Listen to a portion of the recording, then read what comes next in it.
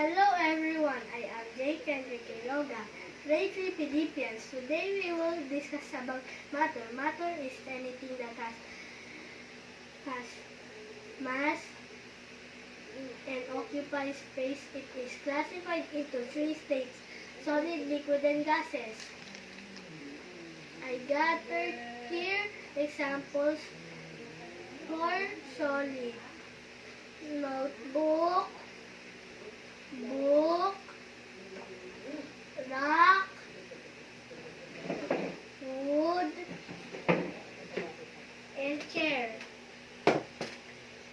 Here's examples for liquid: alcohol, water, pineapple juice, chocolate milk, Coke, and here's for examples for gas: water,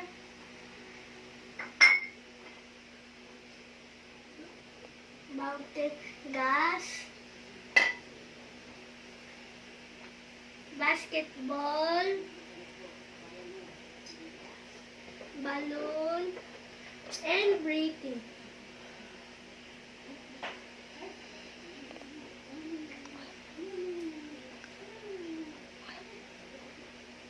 I choose notebook for example.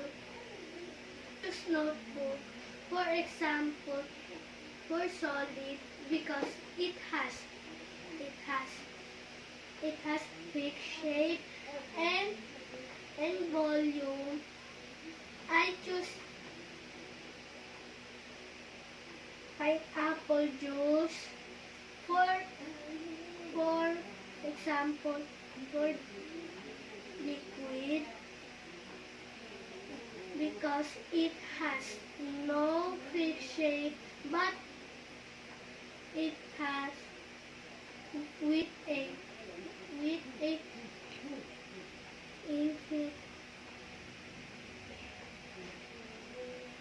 infinite volume. And I choose breathing because it example for gas because it has no fixed shape or volume.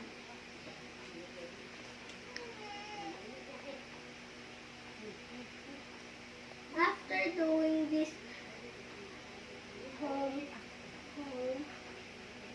at home, matter is everywhere. Bye-bye. Hello. Thank you. Bye-bye.